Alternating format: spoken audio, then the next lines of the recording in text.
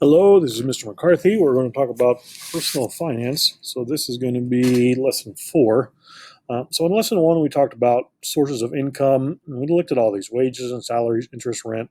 The one thing that we really talked about is you want to try and get passive income where you don't have to do anything. Your money's just making money for you. We see that a lot with dividends, or interest, and some other ways to get passive income. And again, you can take a search on these if you want to look at some more. In 2, we looked at trying to set goals. And you'll have a lot of different goals as you go through your life. It is important to set those so that you're working towards something. And then number 3, we talked about analyze financial needs and goals, determine financial requirements. Well, you need to figure out where you're trying to get to so you know how much you need. As we talked about, with most of you guys still being in high school, a big goal is going to be moving out.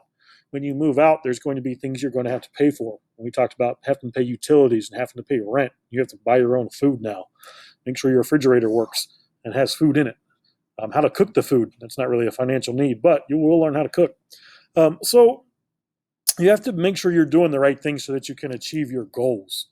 And one of the things that we talked about is establishing a safety net. Right. So we talked before about what that should look like. So we're gonna look at our Google search here. So financial safety net, meant to protect you and your family, at least in part, from losing your financial security or derailing your long term financial goals because of some unexpected event like a catastrophic illness or personal tragedy. Right? So we talked about this. You want to have a safety net just in case. So there's a couple different ones, and several different websites. We'll take a look at some of them. Matter of fact, we'll just take a look at the first one here. This one's called The Balance. So what we're looking for is trying to set up some emergency money. All right, just in case something happens, you need money to be able to cover those expenses, that emergency fund. And you don't want to have to put too much on a credit just because of the interest rate that can hit it. We'll talk about those in a little bit. So what it talks about, if you haven't started your emergency fund, there's no time to waste.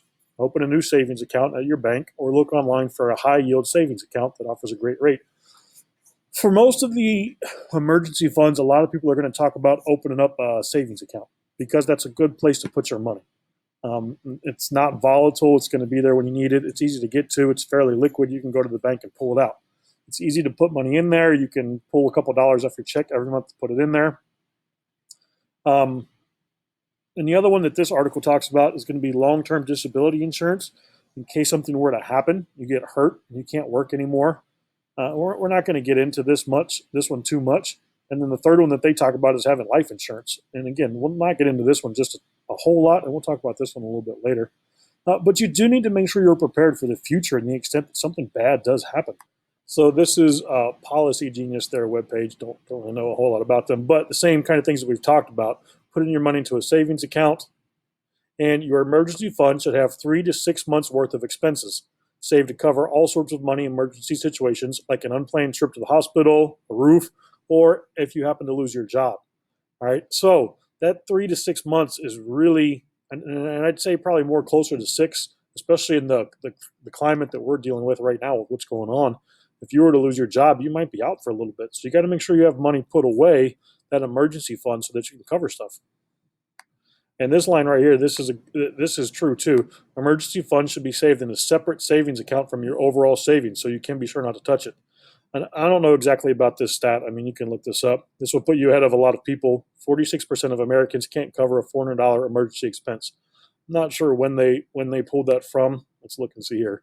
From the Washington Post, and this was published. Don't need to see that one right now.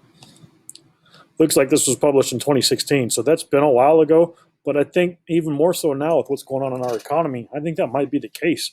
You got to have money put away just in case something happens. And that's what it is. It's a protection for you. And as you grow, it's a protection for your family to make sure that everyone can be taken care of and that you're not going to be without. So protecting your income, and without your salary, financial disaster is likely to occur and fast. Exactly. How are you going to pay for your bills if you don't have money? How are you going to pay things that you need to pay? How are you going to keep your house? If you have a house and you're having to pay rent, how are you going to pay for that? Preparing for retirement, the 401k, we'll get into that a little bit more when we start talking about retirement. So not a bad article. Again, it talks about the things that we've looked at, how to develop your financial safety net.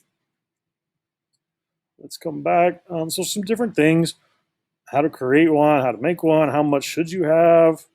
Well, that's a good question. Like we said, 6 months. And there was one other one I saw. Let me see if I can find it. Can't quite find the article right now, but it was another one that I read. Most of us, when we talk about building our safety net, we're going to do it through a savings account. We're going to try and put some money away. Another option that you could look at is going to be investments that aren't probably not going to be too volatile, which means it's not a lot of risk, but it's going to stay in play and you're going to get money. You're going to get money back. You're going to get on your investments. So investing it, that would be passive income because you don't really have to do a whole lot. Your investments are going to make your money.